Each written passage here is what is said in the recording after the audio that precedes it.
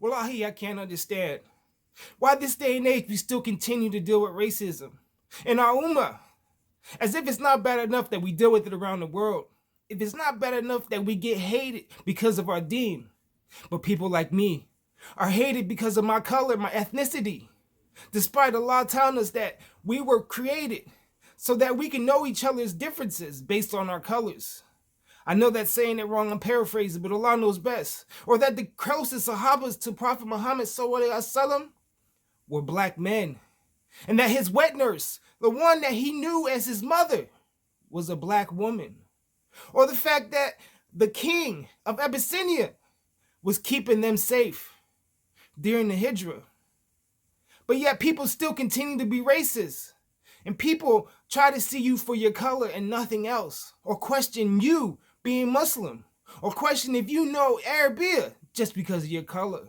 Will not allow you to be imam or lead prayer because you're black. See, I usually don't do this, but I want you guys to listen to Sheikh real quick, and listen to what he says about racism in Islam. And tell me why people continue to be racist. Please tell me in the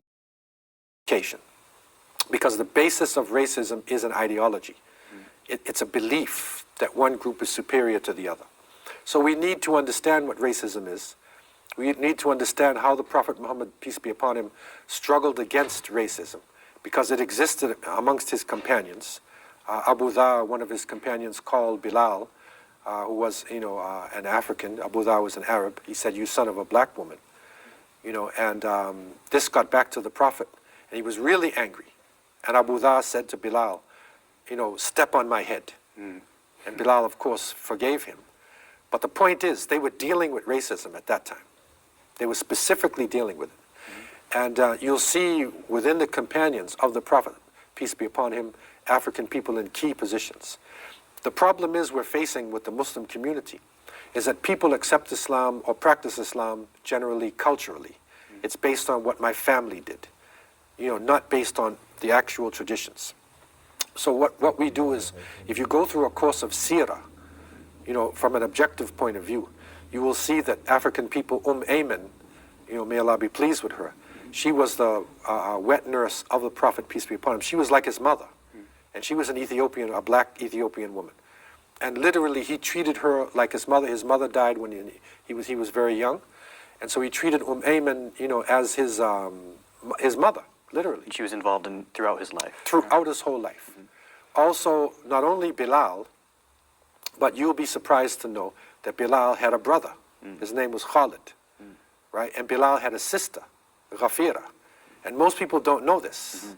Okay, so when they think of African Muslims, they say Bilal. Okay?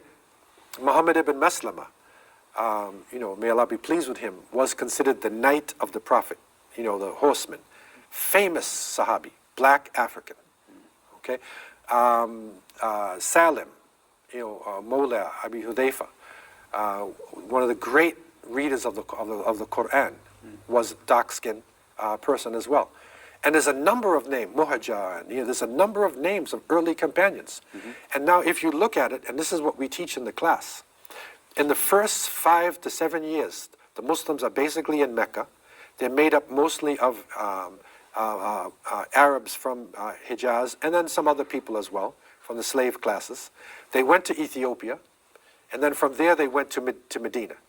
So when the early community was in Medina, the majority of the Muslims were Hijazi Arabs, either from Medina or Mecca, and there was a few people, Salman al-Farisi, Suhaim al-Rumi, there was a few other people who were there, but the majority were either Hijazi Arabs or Africans, because 32 Abyssinians went from Ethiopia to Medina when the migration happened. Okay. So literally that early community, it was a common thing for a person to be an African Muslim.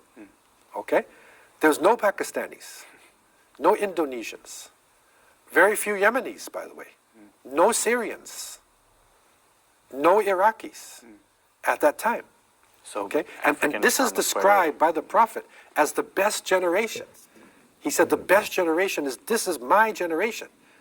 Okay, so this is African Muslims now. So now an African Muslim comes into a mosque today, and the other Muslims from Pakistan, Syria, whatever, say, are you a Muslim?